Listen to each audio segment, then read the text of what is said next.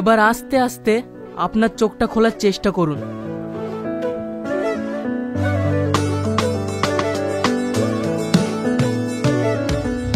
দেখুন তো সামনে কিছু দেখতে পাচ্ছেন কিনা।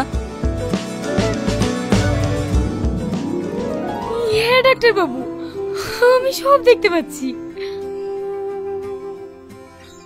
বুড়ি, তুই সব দেখতে পাচ্ছি? হ্যাঁ মা, আমি সব দেখতে পাচ্ছি। মা, আজকে আমার বোন দেখতেছে, আমার আজকে খুব আনন্দ হয়েছে। মা, টনি কই? এই তো আমি। সবাইকে তুমি চিনতে পারলে, আমাকে চিনতে পারছো না? না না, আপনি কেন টনি হতে যাবেন? মা, সত্যি করে বলো না টনি কোথায়? এই তো সেই টনি যে তোকে ঘুরিয়ে নিয়ে বেড়াতো, তোর কোনো অভাব বুঝতে দিত না। তাকে তুই চিনতে পারছিস নি? না না, এ টনি হতে পারে না। আমি টনির কণ্ঠ ভালো করে চিনি। ওকে জোর করেন না। একজন অন্ধ মানুষ তার চোখ ফিরে পাওয়ার পর তার সর্বসঙ্গী লাঠিটাই ফেলে দেয়। আর আজ সালমা। আপনি টনি? হ্যাঁ, এই টনি। তোর জন্য ছোটাছুটি করতে করতে হে ঠান্ডায় গলা বসে গেছে। দুদিন পর সব ঠিক হয়ে যাবে।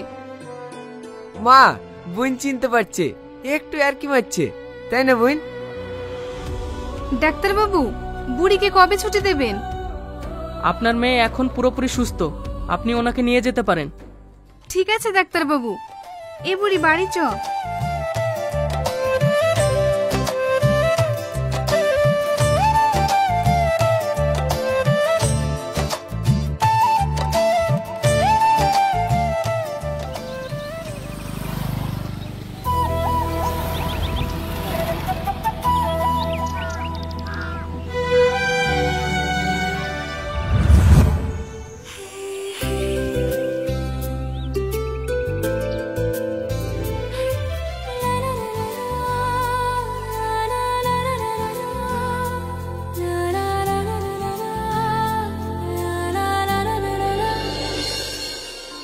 কি ব্যাপার, পিছিয়ে যাচ্ছ কেন? ফুচকা খাবে না? তাড়াতাড়ি এসো।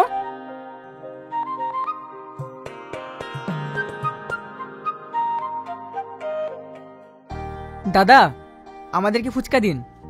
ঠিক আছে, দিচ্ছি।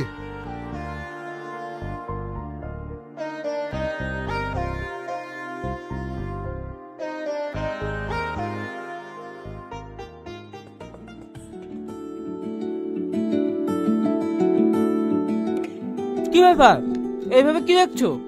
খাও, দেখো খুব ভালো ফুচকা।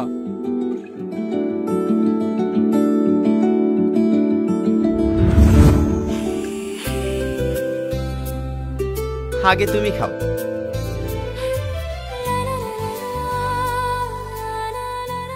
আচ্ছা, তুমি সবসময় আমাকে প্রথমে খাওয়াও।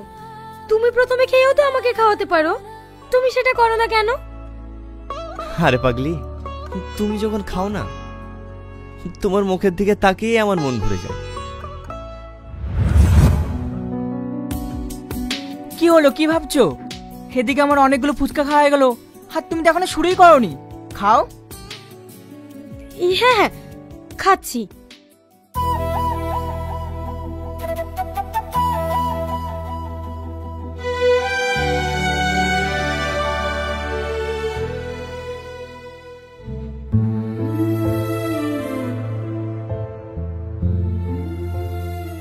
বুড়ি, তুই এখনো ঘুমাসনি?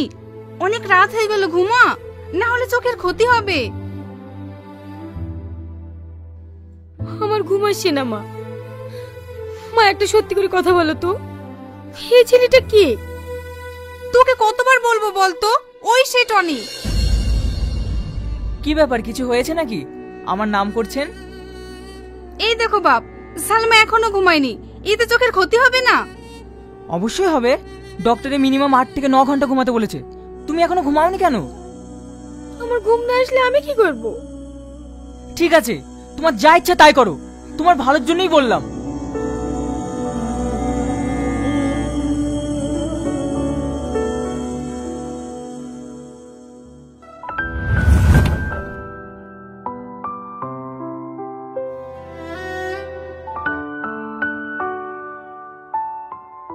ব্যাপার? তুমি এখনো ঘুমাওনি যে? এত রাত হয়ে গেছে, শরীর খারাপ করবে না? আমার ঘুম আসছে না। তাই বললে হয়? তুমি সব, আমি তোমাকে ঘুম পাড়িয়ে দিচ্ছি।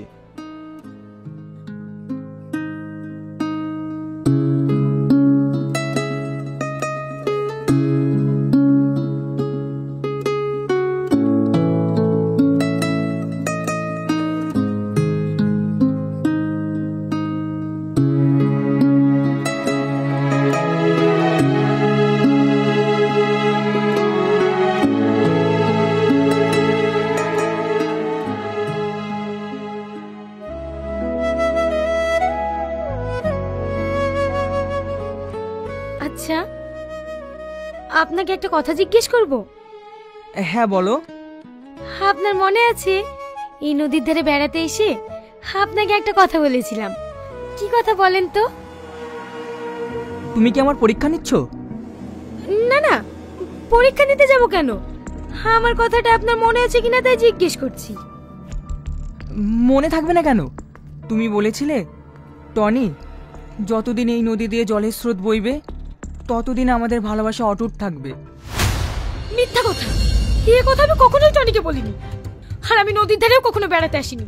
সত্যি করে বলেন, আপনি কে? সত্যি বলছি, আমি টনি। না, আপনি টনি না। আমার প্রথম থেকেই সন্দেহ হয়েছিল। আমি টনির কণ্ঠ খুব ভালো করে চিনি। আমি আপনার কাছে হাত জোড় করছি, আপনি সত্যি করে বলুন না আপনি কে? তুমি যখন সব ধরেই ফেলেছো, আমি আর কোনো কথা গোপন করব না। আজ আমি তোমাকে সব সত্যি কথা বলবো। আমি টনি না, আমি টনির বন্ধু। কি? আপনি টনির বন্ধু? তাহলে আমার টনি কোথায়? কি হলো, চুপ করে আছেন কেন? বলেন আমার টনি কোথায়? টনি ও আর এই দুনিয়াতে নেই। না, আপনি আবার আমাকে মিথ্যে কথা বলছেন। সত্যি করে বলেন না আমার টনি কোথায়? জানি তুমি আমার কথা বিশ্বাস করবে না। তোমার মাকে জিজ্ঞেস করো, তাহলে তুমি সব প্রশ্নের উত্তর পেয়ে যাবে।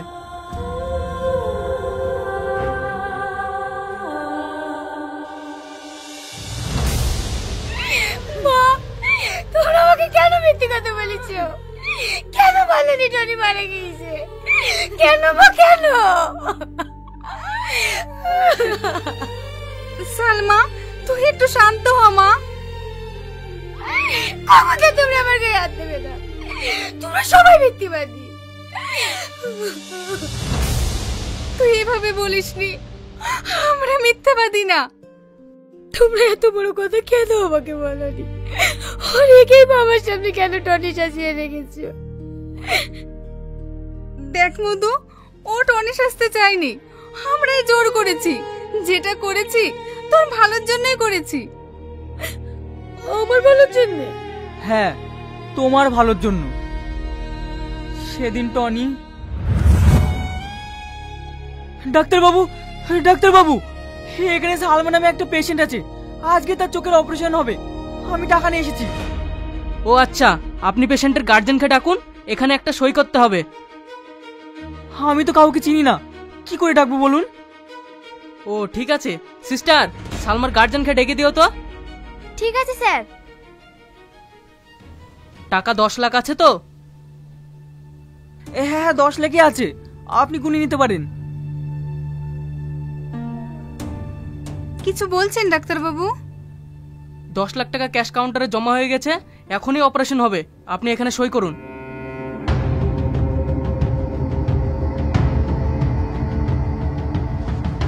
তাহলে টনি কই? টনি আসেনি? না, ও আর জীবনেও আসবে না। তার মানে? ওকে কিছু গুন্ডাই তাড়া করে, সেই সময় ও ওখান থেকে পালিয়ে আসে। তখন থেকে ওর পায়ে গুলি লেগেছে। আমি যখন ওকে হসপিটালে নিয়ে যাওয়ার কথা বলি, ও তখন আমাকে এই টাকার সুটকেসটা দিয়ে বলে এটা হসপিটালে জমা করতে, না হলে সালমা চোখের অপারেশন হবে না। তখন যখন আমি ওখান থেকে পালিয়ে আসি, তখন বিশাল বড় একটা আওয়াজ হয়। সেই সময় পিছনের দিকে তাকিয়ে দেখি বাড়িতে আগুন ধরে গেছে।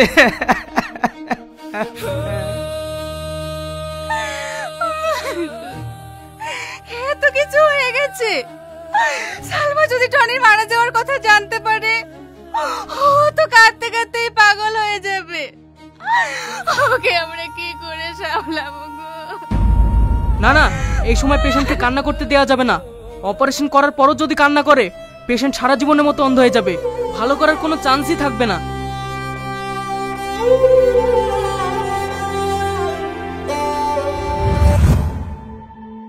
তারপরে সোহেলকে আমরা টনি সাজাই, যাতে তোর কোনো ক্ষতি না হয়।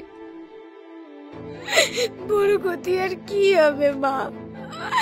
বড় ক্ষতি তো হয়ে গিয়েছে। ও আমার জীবন সঙ্গে হারিয়ে গিয়েছে মা।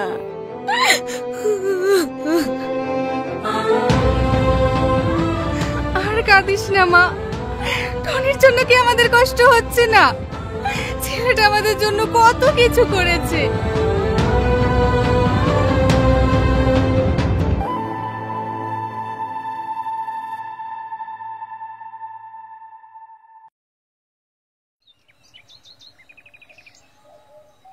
কি গো, ছেলেটা কিছু খেলো? হ্যাঁ, এক্ষুনি খাওয়ালাম। জানো, ওর জ্ঞান ফিরে এসেছে, ডাকলে সাড়া দিচ্ছে। তাই নাকি?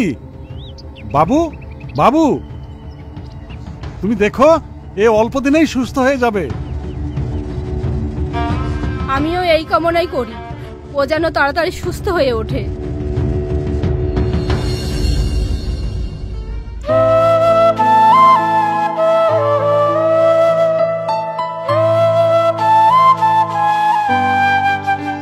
সালমা, চলো, তোমাকে আজকে একটা সুন্দর জায়গায় ঘুরতে নিয়ে যাব।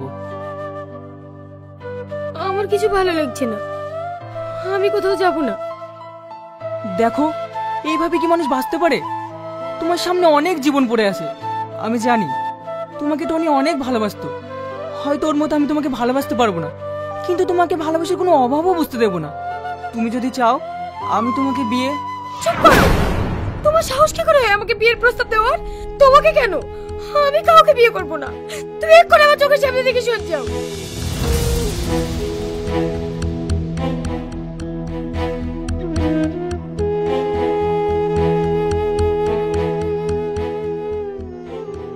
সালমা, তুই ছেলেটাকে অপমান করলি কেন?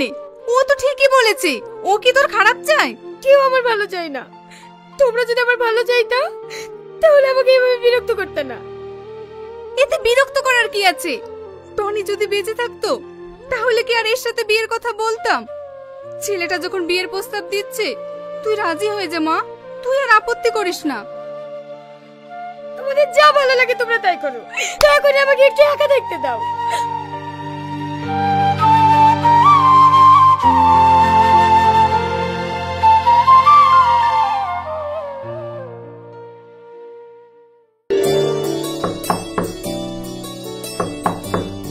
কে আসছি?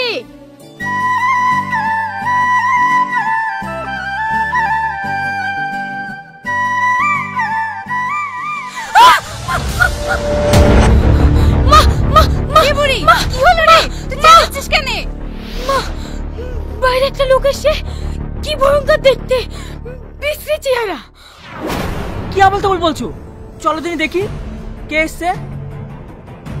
না না, আমি যাব না, তোমরা যাও।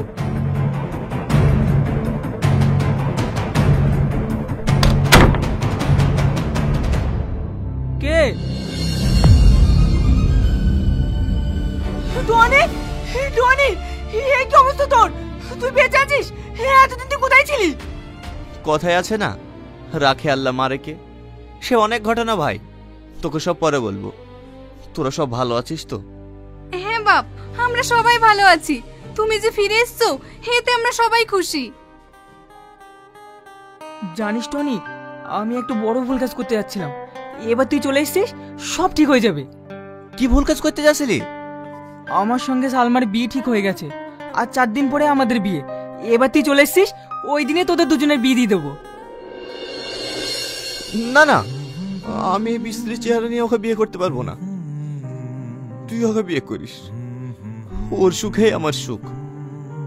এ কি বলছো বাপ? সালমা তো তোমাকে ভালোবাসে। আপনি তো দেখলেন আমার এই বিশ্রী চেহারা দেখে সালমা ভয়ে পালিয়ে গেল। তাই বলছি আমার এই বন্ধুর সাথে আপনার মেয়ের বিয়েটা দিয়ে দেন।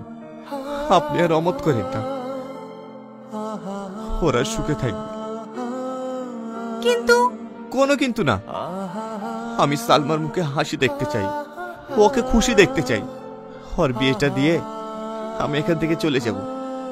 আর হ্যাঁ, ও যেন কোনোভাবে বুঝতে না পারে আমি টনি।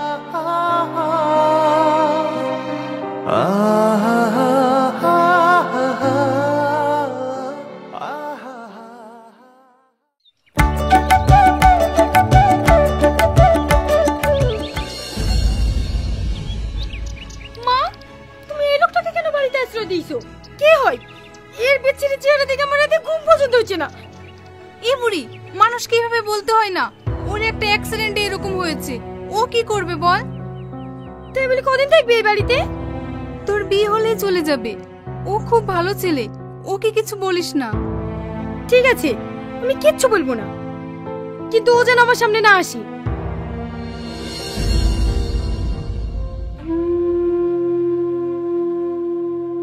বাপ, ওর কথায় কিছু মনে করো না।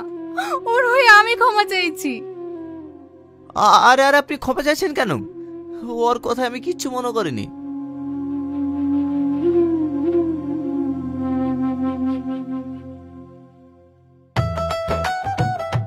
আমার বোনের থুবড়ো আমি প্রথমে দেব। আরে, আমি একটা মিষ্টি গোটা খেতে পারবো না, অর্ধেক দিন। না না, আমি কোনো কথা শুনবো না, তোকে গোটাটাই খেতে হবে।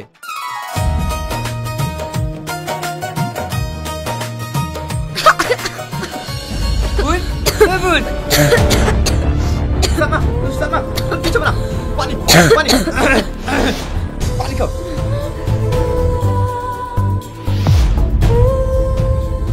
Sorry sorry.